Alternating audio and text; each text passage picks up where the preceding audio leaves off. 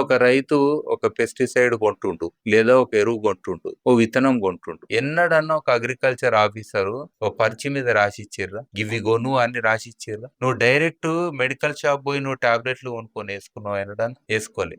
నీకు మధ్యన డాక్టర్ దగ్గరికెళ్ళి డాక్టర్ ఎవరు ప్రిస్క్రిప్షన్ తీసుకోవాలి. చెప్పిర్రు అని అంటారు. ఈడెందుకు అడగరు మరి? ఏ అగ్రికల్చర్ ఆఫీసర్ చెప్పిరని నువ్వు నా దగ్గరకు వచ్చినావు అని అడగాలి ఆయన కూడా. అవును. ఏడుంది రెస్ట్రిక్షన్? ఇలా కరెక్ట్. బాధ్యత కదా, వేల మందికి జాబ్లు అయితే ఉన్నాయి కదా. అగ్రికల్చర్ అనేది నువ్వు చెట్లకు డాక్టర్ అనుకో, లేదా పశువులకు డాక్టర్ ఉంటారు కదా, ఇదే కదా అవును. అగ్రికల్చర్ లా. హ్మ్. మనుషులకు డాక్టర్. ఈ వ్యవస్థలనేమో ఒక అకౌంటబిలిటీ పెట్టినాం. ఆ వ్యవస్థల అకౌంటబిలిటీ ఎందుకు లేదు? ఇప్పుడు కల్తీ విత్తనాల్లో వస్తే ఎవరు రెస్పాన్సిబుల్?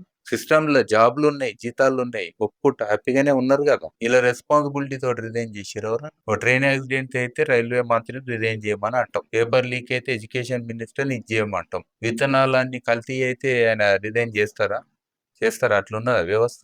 అడిగేటోడు లేడు. మళ్ళీ వీళ్ళేం తక్కువ మందా రైతులు? ప్రొఫెషన్ లెక్క చూస్తే మనకి పెద్ద సెక్టర్ కదా. అవునవును. అసలు వాళ్ళే మనకు ఆహారం పెడుతురు. ఆహారం అనేది ఫండమెంటల్. అలా మొక్కాలే పొద్దుగాల లేచి. పోనీ వాళ్ళకి రెస్పెక్ట్ ఇచ్చినామా? ఎన్నడన్నా వాళ్ళకు వాళ్ళ నాలెడ్జ్ కి రెస్పెక్ట్ ఇచ్చినామా? ట్రెడిషనల్ విజ్డమ్, ట్రెడిషనల్ నాలెడ్జ్ కూడా డాక్యుమెంట్ చేసి అది ప్రాక్టీస్ చేయంటాం. ఇప్పుడు అంటున్నాం మళ్ళీ నేచురల్ ఫార్మింగ్ అని అంటున్నాం. మళ్ళీ వెనకటి తీసుకోవేరు. ఇది రీసెట్ బటన్ వచ్చినట్టు అయ్యింది. ఇన్ని రోజులు ఫోటోలు గీటోలు అన్ని పెట్టుకున్నావు నీ ఫోన్ లో. ఇప్పుడు అన్ని డిలీట్ చేసేసి హ్మ్. కొత్త ఫోన్ లెక్క చేస్తా అంటున్నావు మళ్ళా మొదటికి.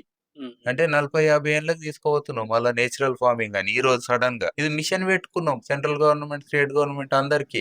అవును. ప్రధానమంత్రి గారు ఏమంటారు? 20% నుంచి 50% యూరియా తగ్గించండి అని తగ్గించండి చెప్తుండు. అని చెప్తారు. అవును.